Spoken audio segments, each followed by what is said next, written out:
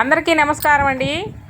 మీ విజయ allrounder YouTube channel నుంచి ఈరోజు ఎండుగడ్డి ట్రాక్టర్లో లోడు ఎలా చేస్తారు, అయ్యే ఖర్చు, ఇంటికి చేర ఎంత అవుతుందో చూపిస్తాను. చూడండి. ప్లీజ్ వీడియోని పూర్తిగా చూసి సబ్స్క్రైబ్ చేసుకొని లైక్ చేయండి, షేర్ చేయండి. ఒక ట్రాక్టర్ ఒక ట్రిప్కి 500 రూపాయలు, ఒక మనిషికి 500 రూపాయలు కూలి అవుతుంది. ఇలాగ ఒక ట్రిప్కి ముగ్గురు అయితే పెట్టుకున్నాము. 1500 రూపాయలు కూలి, ట్రాక్టర్ బాడుగా 500, 2000 రూపాయలు అయితే అవుతుంది. ఒక గడ్డి మోపు మిషన్ చేత కట్టడానికి ఖరీదు 20 రూపాయలు, 25 రూపాయలు, సారీ అండి, 25 రూపాయలు అయితే అవుతుంది. ఇప్పుడు ఇంతకుముందు 20 కడుతున్నారు, ఇప్పుడు 25 రూపాయలు పురుకోసు రేటు పెరిగిందని. ఇలాగైతే మోపులు కట్టించుకొని మనుషులు పిలిపించుకొని లోడ్ చేసుకోవాలి చిన్నగా, ఎందుకంటే రౌండ్గా ఉండే కాబట్టి పడిపోతాయని. ఒక ట్రిప్కి 70 మోపులు అయితే వేశారు. మణి, సురేష్ అన్న, వెంకటేశ్వర అన్న, మణి, సురేషు వీళ్ళు ముగ్గురు అయితే కలిసి వేశారు. హైట్ ఎక్కువ అయినప్పుడు కొంచెం నేను హెల్ప్ అయితే చేశాను, సాయం చేశాను. ఇలాగా ఒక ఎకరా గడ్డికి 70 మోపులు అయితే వచ్చాయి. 2 వరుసలు అయితే అయ్యాయి. కొంచెం ముందుకు వచ్చిన తర్వాత దగ్గరగా ఉంటాయి మోపులు అని చెప్పి వీలైనంత వరకు ఓళ్ళు ఎత్తుకోలేనప్పుడు నన్ను ఎత్తమన్నారు. అలాగా మోపు అయితే వరుసగా వచ్చి కట్టుకోవాలి శుభ్రంగా ట్రాక్టర్కి. ఇంటికి వచ్చిన తర్వాత మళ్ళీ ఒకదాని మీద ఒకటి పెట్టుకొని నీట్గా వామైతే వేసుకోవాలి. ఇలాగా వీళ్ళిద్దరు మోస్తూ ఉన్నారు. సురేష్ వామైతే వేశాడు. పూర్వకాలంలో రైతుల్ని ఎన్ని ఎకరాల పొలం ఉంది, ఇంటి ముందర ఎన్ని ఘాటి గుంజలు ఉన్నాయి, కాడెద్దులు ఉన్నాయా లేవని చూసి పిల్లనిచ్చేవాళ్ళు. ఇప్పుడు రైతులకి పిల్లల్ని ఇవ్వమంటే ఓయమ్మ వాళ్ళ ఇంట్లో మా బిడ్డ చేయలేదు, పశువులు ఉన్నాయి, సేద్యం చేయాలా అని పిల్లనిచ్చేవాళ్ళే లేకుండా పోతున్నారు.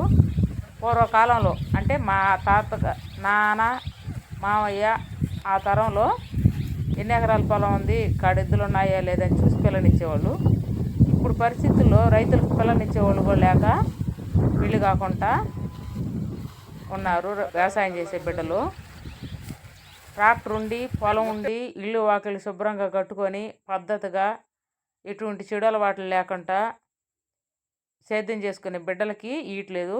సాఫ్ట్వేర్ ఉద్యోగాలు, డాక్టర్లు అని ఇస్తున్నారు. ఆ ఉద్యోగం ఎప్పుడు ఉంటుందో ఎప్పుడు ఊడిపోద్దో వాళ్ళకే తెలియదు.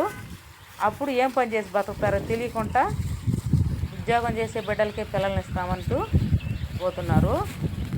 ఏ రోజుకైనా ఎకరాకి అయ్యి ఉంటే కూటికి అల్లాడుకుంటా ఉంటారు. ఏ పూటైనా రొడ్లు ఇంట్లో ఉంటాయి. 3 పూటలు అన్నం తినడానికి అయితే ఉంటుంది రైతుకి.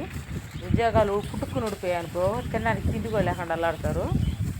ఇదే విధంగా రైతుల పరిస్థితులు ఉంటే ఈ పనులు కూడా మానేసి అందరూ ఉద్యోగాలు చేస్తే తినడానికి తిండి లేక కల్తీ ఫుడ్లు, ఇప్పటికే కల్తీ ఫుడ్లు తిని ఆరోగ్యాలు పాడైపోయి హాస్పిటల్ అయితే బాగా సంపాదించుకుంటున్నాము. రైతులకు బిడ్డలు నీకుండా ఉండరని చెప్పి ఉద్యోగాలు చేయండి నాయన అని అమ్మ నాయనలు అందరూ మొత్తుకుంటున్నారు. ఆ పరిస్థితులు రాకుండా రైతుల్ని ఆదుకోండి, రైతుల్ని ఎంకరేజ్ చేయండి. రైతులకు సరైన గిట్టుబాటు ధర రావాలని మనస్ఫూర్తిగా దేవుని అయితే కోరుకుంటున్నాము. అన్నం పరబ్రహ్మ స్వరూపం అయితే ఆ అన్నాన్ని పండించే రైతు కూడా బ్రహ్మదేవుడితో సమానం. అటువంటి రైతుని దేవుడుగానే చూడండి. 10 మందికి అన్నం పెట్టేవాడే కానీ ఇప్పటికైనా రైతు ఆకలి తీర్చేవాడే రైతు. జై జవాన్ జై కిసాన్. ఈ సామెత ఏ పెద్ద మనిషి పెట్టారో కానీ రాత్రి పగలు ఎండనక వాననక చలనక కష్టపడి నష్టపోతామని తెలిసిన వ్యవసాయం చేసేవాళ్ళే రైతులు, చనిపోతామని తెలిసిన యుద్ధం చేసేవాడే రైతు. నేను చాలాసార్లు అయితే నాకు చెప్తున్నాను, ఎందుకో అర్థం చేసుకోండి, ఆలోచించండి. ప్లీజ్ నా వీడియోని పూర్తిగా చూసి సబ్స్క్రైబ్ చేసుకొని లైక్ చేసి షేర్ చేయండి. రైతులను ఆదుకోండి. రైతుల వీడియోలు చూసి ఒక లైక్ అయితే చేయండి. ఇలాగ పూర్తిగా అయితే ట్రాక్టర్లో 70 మోపులు లోడు పూర్తయితే చేసాము. ఇలాగ హైట్ వచ్చినప్పుడు ఎత్తుకోలేక చక్కగా ఇల్లుగా మోపులు కావాలని నా హెల్ప్ అయితే కోరారు. నేను అలాగ ఎత్తుతూ ఉన్నాను. వీళ్ళు ఎత్తుకొని పోయి పైకి అయితే లోడ్ చేశారు.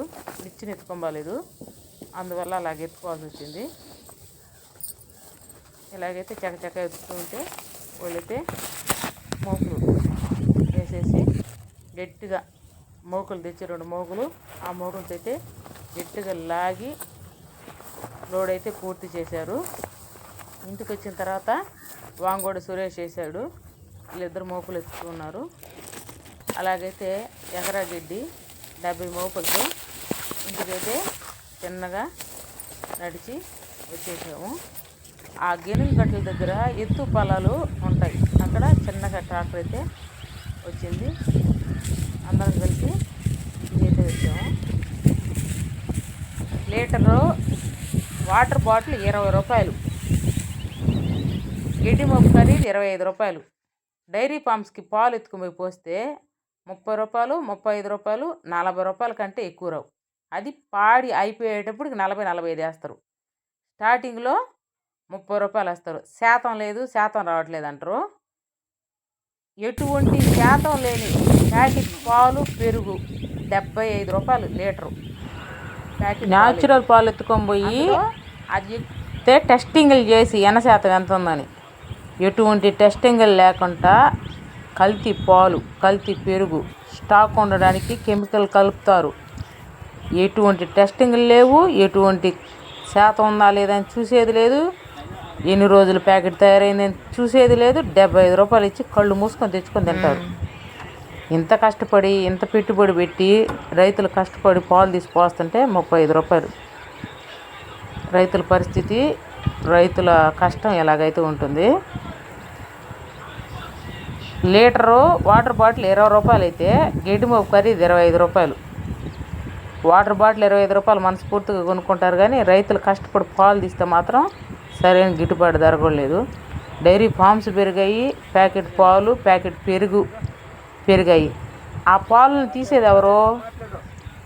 బర్రెల దగ్గర పాడి పరిశ్రమ ఉండి ఇంత కష్టపడి ఇంటికి వాములేసి మోపులు కట్టించి పాలు తీసిపోసేది రైతులు. వాటిలో కెమికల్స్ కలిపి అమ్ముకునే వాళ్ళు ఎంతమంది ఉన్నారు? కష్టపడేవాళ్ళు 10% అయితే వాటి మీద ఆధారపడి ఆదాయాలు సంపాదించుకునే వాళ్ళు మిగతా 90% ఉండరు. ఈ కష్టపడే 10 మంది లేకపోతే 90 మంది ఎలా బతకాలి? రైతు అనేవాళ్ళు లేకపోతే 90 మందికి ఆదాయం ఎలా వస్తుంది? ఆ రైతులనే దోచుకుంటున్నారు. వాళ్ళ కష్టాన్ని తింటున్నారు ప్రతి ఒక్కరూ. దయచేసి రైతుల కష్టాలని గుర్తించండి. రైతులు ఎంత కష్టపడితే ఆ పాలు వస్తున్నాయో ఆలోచించండి. ఇలాగ ట్రాక్టర్ అయితే చిన్నగా రోడ్ ఎక్కి వస్తూ ఉంది.